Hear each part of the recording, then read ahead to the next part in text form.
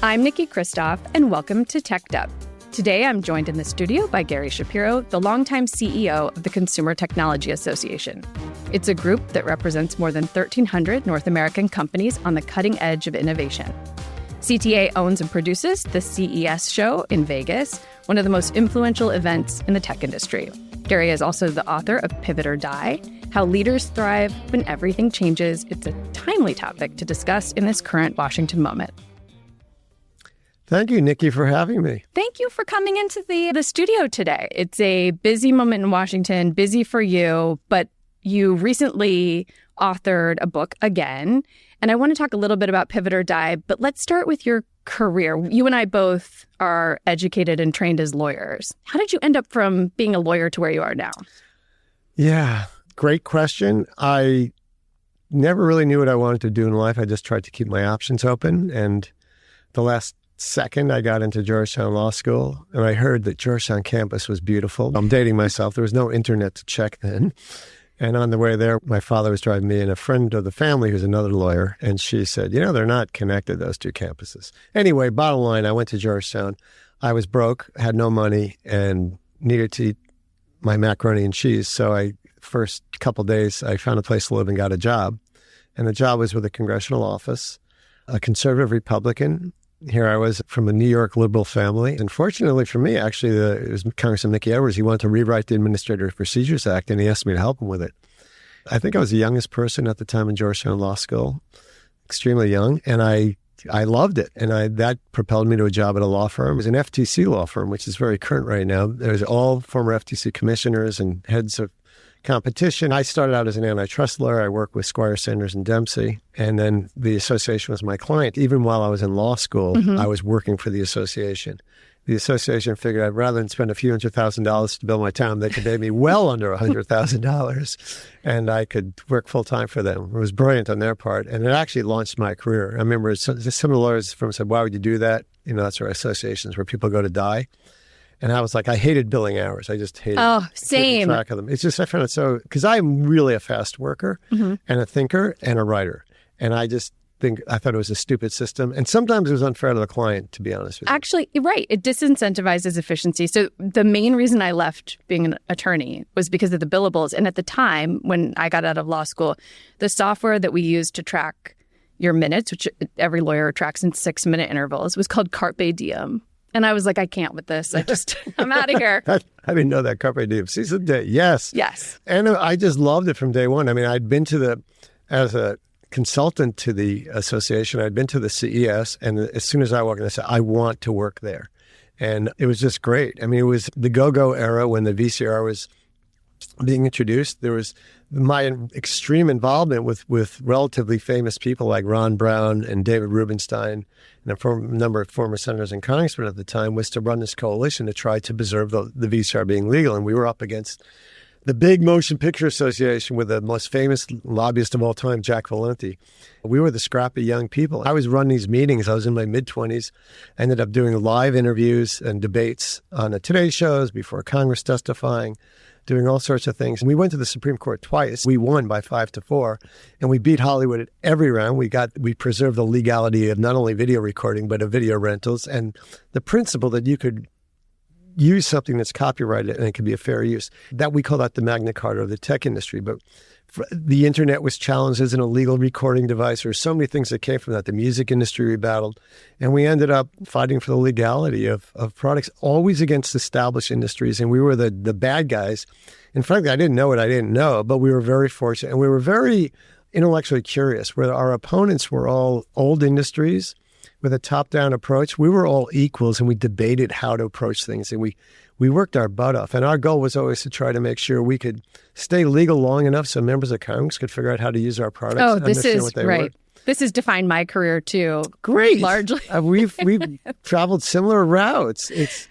Trying to make sure that you can have the moment to people. Lobbying gets a bad name. We have a PR problem. I'm not a lobbyist, but lobbying has a PR problem. And part of lobbying is just explaining and educating. I remember when I first moved to DC with Google, most members did not know that Google owned YouTube at that time. Like, we had to really explain every single thing. And anyway, continue. Yes.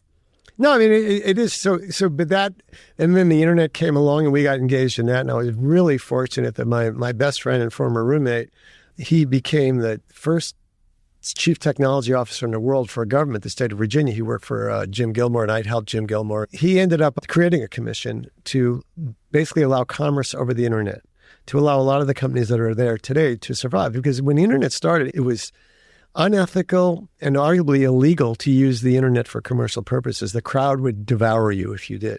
But he saw it coming, and he got together a group of us in Virginia, including Steve Case of AOL and Tom Davis, who was active Republican member of Congress at the time, and others who headed companies, to agree on a way of doing business. And Virginia passed into law, bipartisan, immediately.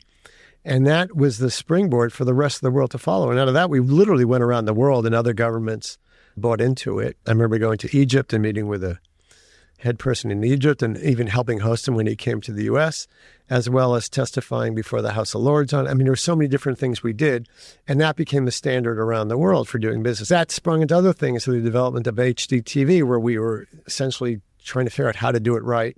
And that was another initiative where we had the government work with industry, and we set a national goal, and we agreed on it, and the FCC was part of it, but so was former Chairman Dick Wiley, the FCC, volunteering his time, and a lot of us, and thousands of people looking at standards and testing and doing that. And we created the world's best HGTV standard in the U.S. in a voluntary, cooperative way that's still the best. In fact, Japan had to recall all their analog sets, and Europe abandoned their two-step approach, where they insisted on. My first trip to out of North America was literally to speak at a Paris conference and tell them why they were doing what was wrong. And I ended up being right. The U.S. way was the correct way, which is the U.S. arrogance, I know. But I know. I always say my love language is being right about things.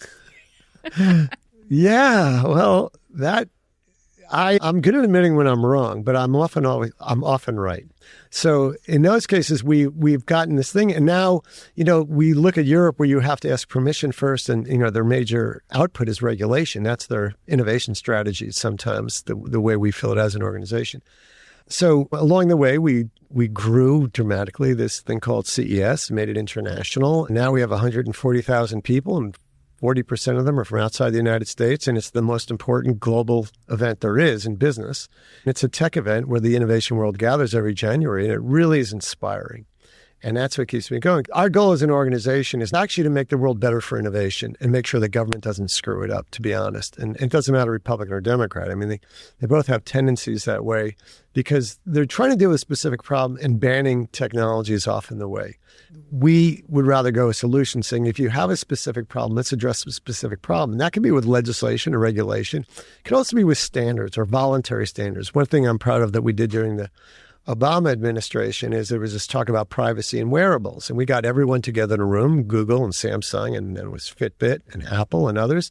And we agreed on voluntary guidelines for how we use our devices and how information will be shared. And it hasn't been a problem since. I seem to remember President Obama wearing a Fitbit. Am I right about that? Probably. We all did at one point. We all did. Then I wanted less data about my movement after COVID. Yeah, well, that's true. We do a lot with standards. We've produced 30 healthcare standards, and have everything from measuring brain waves to measuring what a step actually is to how you deal with heartbeats. And that allows cross-devices to talk with each other. Now we're working on something called the cyber mark so that consumers could have some level of comfort when they buy a product, that it has some basic understanding. We did that with the Biden administration, which I guess raises a question for the future, but we'll deal with that. We're still dealing with the new information we've just gotten this week. We are a standard-setting organization, but we're also a lobbying, and we are market research. We do a phenomenal amount of market research as to what consumers want.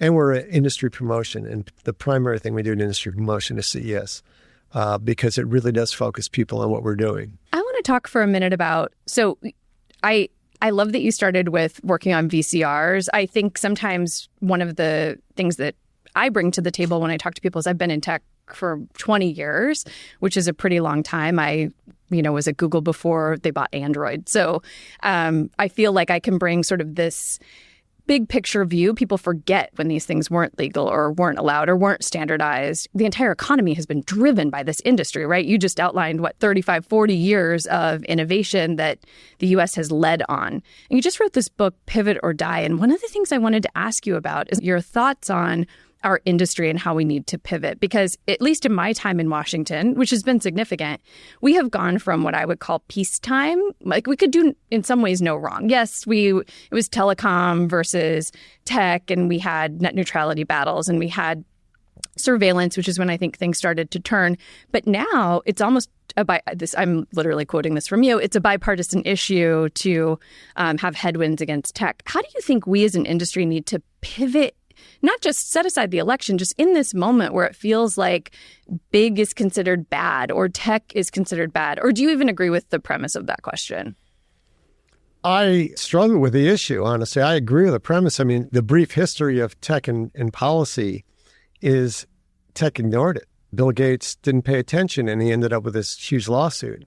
Now it's that you look back and say, what a joke of a lawsuit that was. I mean, that they had the best search platform and we're putting it on everyone and forcing people to use it. Obviously, that's not what happened. And even going back to the IBM or the AT&T breakup, which is really before my time, government looks at successful companies, and they do own patents for, almost 20 years, and they might have a market share, but it changes quickly. And I think every tech leader knows that, and they're paranoid, and they should be paranoid because it's kind of easy to, unless you're building, big semiconductor plants, it's kind of easy to get into tech. It's like what Travis did with Uber. Look what others have done. Even Mark Zuckerberg with Facebook/Meta. This wasn't a lot of capital. And competitors came in and they blew away existing companies. It's a very competitive world and people catch up quickly is the point. The other point is we've avoided it. The third point, though, that's gotten us into this horrible situation, which I'll get to in a minute why it's not so bad as we think it is that the tech industry is considered very liberal. Love or hate Elon Musk, at least he's put a new color on tech because the Republicans viewing tech as anti-Republican intentionally. And what they believe in. And I think that's been very harmful to us. And I think I'm probably known as, although I am not a Republican, I am not a Democrat, I'm definitely an independent, and I've made that clear, is that I'm probably viewed as the most conservative-leaning tech leader of an association, without question. I'm comfortable with that because I really believe that's part of our problem, is that we've just said we're liberal, and we're not liberal. I don't take positions on a lot of issues and that others do because our membership is all over the U.S. It's just not Silicon Valley. Silicon Valley doesn't speak for us, but they're very important to us, obviously. But tech leaders are human beings. They have different views. Some of them supported Trump. Some of them supported Harris. I made a commitment that no matter what happened in the election, I was going to find good news. And I have found much more good news than I imagined. The bad news is that there is no party for business right now at all. The good news is now every the other businesses are now kind of like tech. We don't have a lot of friends. But now we're in bed with the rest of the business community on a lot of issues, I think, and that's important. I think that's right. It's a team-based town, right? You're on my team or you're not on my team. And we have managed, as you said, to alienate Republicans who there's no real reason for that except that people think tech is liberal. And I'm like you, I've been independent/unaffiliated for years now. But within tech, I'm considered probably pretty right-leaning just among the groups that I spend time with. But that doesn't mean the companies are, the employees are, and certainly not their issues. They just happen to be business issues. So immigration, right? High-skilled immigration. This is an issue that there's an enormous amount of bipartisan support for, and we've been hammering away at it for years and years. Can't quite get it done. But it's just a pro-business issue, right? Or antitrust. I know you and I probably are in violent agreement about how the FTC handles antitrust, which is why are we applying European law to American companies? We've managed to not create enough allies on the right specifically. That's probably true in retrospect. It's nice if you can look back and say what you've done wrong, but I think sometimes our lives are so fast-paced we can't look back. One thing I love about the tech industry is they think they can solve any problem and they look forward. I guess the older you get, the more you start looking back and talking about history. We probably don't have enough allies. I feel comfortable with where we're, at least I am or we are. I participate with the National Association of Manufacturers regularly. I'm a big fan of everything they're doing. I get that there's a movement to move manufacturing here. I've also been in a huge number of Chinese factories. I don't want to be the kid that's yelling at the emperor's new clothes, but the reality of factories that come to the U.S. are going to be highly automated or they won't succeed. I'm hopeful that as we transition, because clearly there's a bipartisan consensus on this issue to transition to U.S. manufacturing, especially vis-a-vis China, we have to do it in a way which doesn't destroy the U.S. economy. Surrounding ourselves with an iron wall of tariffs is it sounds great, it's populist, but it will be inflationary and will hurt us. And yes, we need allies in that, but we're all dealing with the reality of a new administration. And I was comfortable with the first Trump administration personally. If you talk their language, which we were willing to do, we worked very closely with them on high-tech apprenticeships. They were great on that. I was at Salesforce when we worked on apprenticeships as well, and Microsoft does great work on apprenticeships. Sorry, not to interrupt you, but yes, they were great on that. And we work with IBM. They basically gave all their stuff away for free for all our member companies about how to get into that. Ivanka Trump did a particularly amazing job, I think, in pushing on. Her dad was way behind it in creating jobs. And I think we were in a good place because of it. And there's a lot of other things as well. I expect especially with this next round of appointments, I think we'll see a lot of former business people, which makes me very comfortable. People are freaking out that Trump is the president. I get it. I actually get why people support Harris, and I get why people support Trump, and I wish they could just communicate with each other. I think the Trump people they want to do what's best for the country, and so do the Harris people. I think if you start with a place where, as Tiffany Moore, who was on your show, always says, assume good intentions, you could get very far in life. And that requires a certain amount of empathy, it requires understanding, and it requires maturity. I think that is such good advice, and I know we're quoting Tiffany, friend of the pod, but assuming good intentions, and then also listening, as we were just discussing, listening to what clearly has been said, which is people are worried about the economy. So when you come to our business, and you wisely pointed out all business leaders are now kind of being cooked in the same pot in this town. It's not just the tech industry. People want growth, and to have growth, you have to have innovation. And frankly, you have to have immigration, including high-skilled immigration, which is an unbelievable process for people to get through. It's just a gauntlet. My old boss, Eric Schmidt, used to say we should just staple a green card to everyone graduating from an engineering school, which I actually first heard that same line 25 years ago, 20 years ago, when Alan Greenspan was chairman of the Fed. And I met with him, and he said that to me. Maybe they got it from me. One of them got it from each other. But yeah, I've been working on that. That issue was in my first book almost 20 years ago. And like that and debt reduction and deficit reduction. And I should be fired at this point because those are two big goals we have as an association. We're very concerned about the debt and the deficit.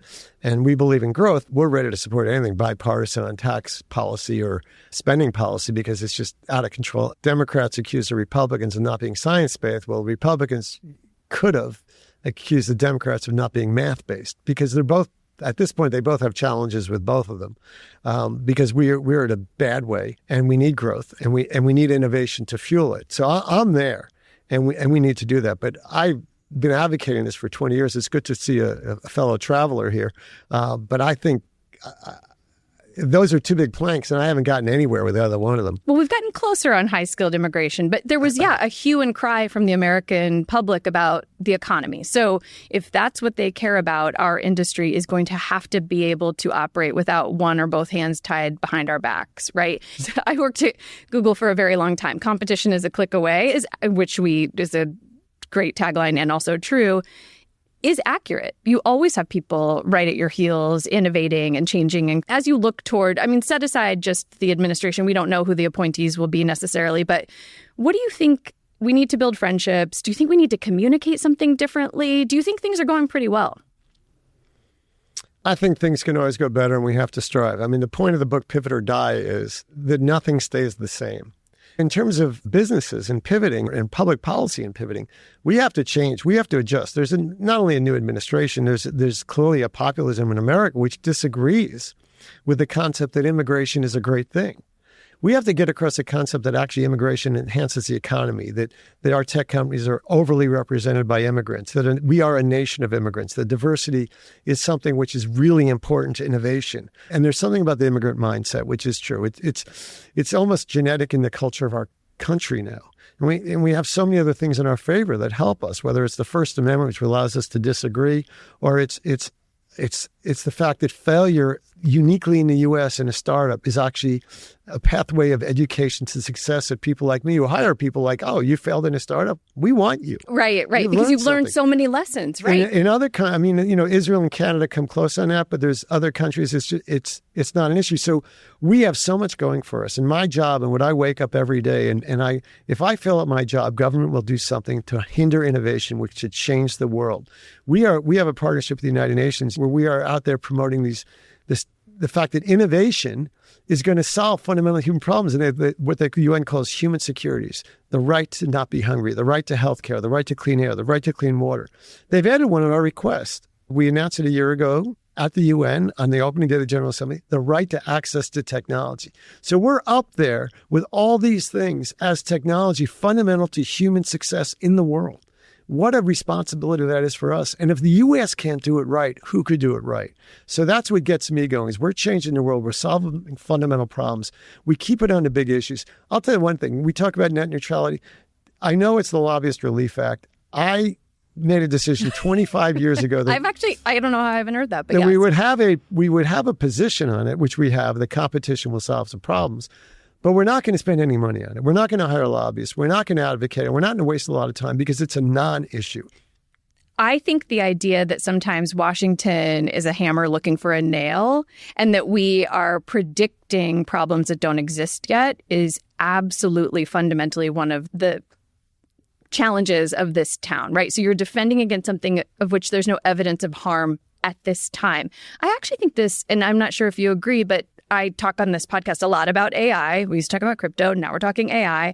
And I think there's a little bit of that, too, where we have many laws on the books that already apply to harms that could be caused by AI, whether that's discrimination or in credit worthiness, whether it's hacking a pharmaceutical company, things that people think AI could be used for that would be very harmful. There are already laws on the books for that. And I think that there's a little bit of a hammer looking for a nail when it comes to AI as well.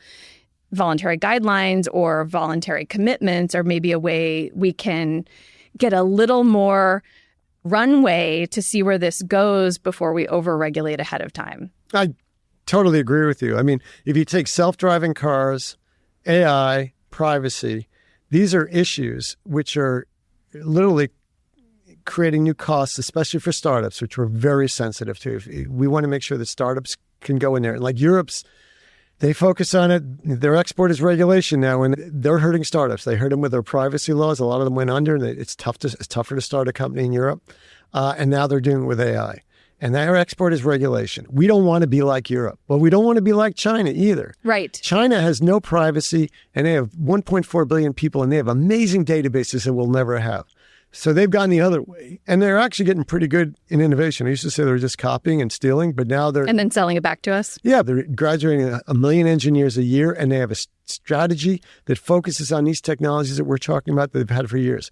We have to be like, Goldilocks and the Three Bears. We want our porridge just right. We have to recognize that privacy is an issue. We are rights protectors, as is Europe, but we're not as crazy as Europe in the sense of pushing things and hurting businesses. And I'll say one thing, is that Congress, and I'd say Republican and Democrats, have done a good job with AI.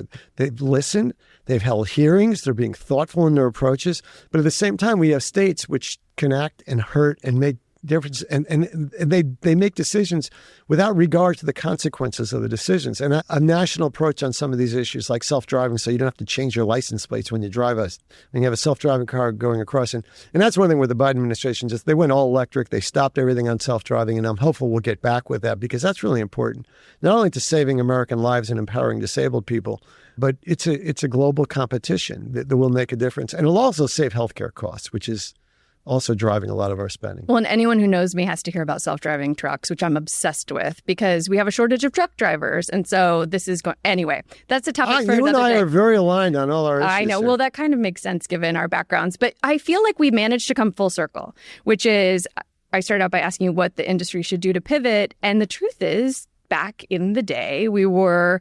No regulation is good regulation. Gridlock is great for the industry, but what you just said is we're Goldilocks, right? We don't want no privacy protections for people. We need those. They're important. They're incredibly important for the health of our citizens. And we don't want to be exporting regulation. We don't want to be regulating like Europe does, because then we are going to absolutely make it impossible to run a business here. So that is a pivot to me. It's a pivot perhaps to the middle. I don't know if you agree with that or not. No, I totally agree with you. I think we have to be reasonable. We have to recognize that technology and innovation are actually our secret sauce in this country that allows us to do all these amazing things and have a strong economy and grow our way to a certain extent out of our challenges. But it is not a God-given right that we have this, and we can't make bad decisions. And we're on the verge of making some bad decisions. I mean, Section 230 is what created the internet in a sense. How could you be responsible for every user-generated comment? You know, some of the sites where people put on comments, it's not only about Google and Facebook. It's every website. Oh my gosh, it's Nextdoor, it's all these websites. Reddit. There's so much out there. And yeah, I mean, there's companies which are increasingly valuable, and they're U.S. companies. We're the world leader in this. And what do we have under the Biden administration? We had an FTC going to Europe to tell them to sue our companies and stop acquisitions and saying outright, you know, I hate Amazon. I hate big companies buying small companies. If there's no exit, there's no money of investment for startups. We have 1,300 tech companies. 80% of them are smaller. They're unified on this. Like, they think our government has gone crazy here. If Trump does one thing, he has to fix that FTC. Yeah, because it has gotten absurd. The fact that we're telling Europe to fine our companies, we're telling our best companies, and we're tearing them down so they don't even want to look at buying smaller companies because they don't want to have to deal with a potential lawsuit from the FTC. So if there's one person that we need a replacement, and we need a replacement chairman, I am not a fan of hers, and I am not secret about it. She's been harmful at an agency that had the highest employee satisfaction, that had like the best and brightest people going from law schools, had all these great economists, and really was implementing a standard that's focused on consumers and consumer welfare that, believe it or not, President Carter, it was under his presidency that happened. She's changing like 40 or 50 years of antitrust law with her view of the world to protect existing competitors. And that gives companies like the broadcasters and others the courage to go in there and go after tech and say tech is bad. Banning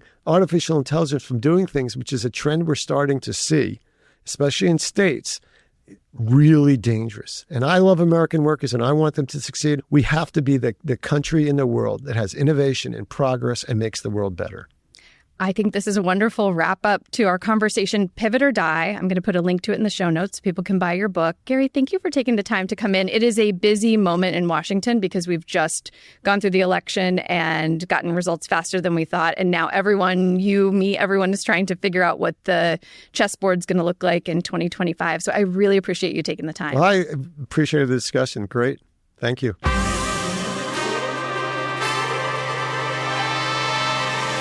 And that's a wrap. If this show gives life to your inner tech nerd, please subscribe or leave us a 5-star review.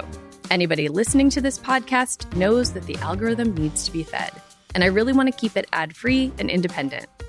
You can find more content on YouTube, Instagram, and techdup.com, or if that's TMI, you can just tune in every other week wherever you get your podcasts.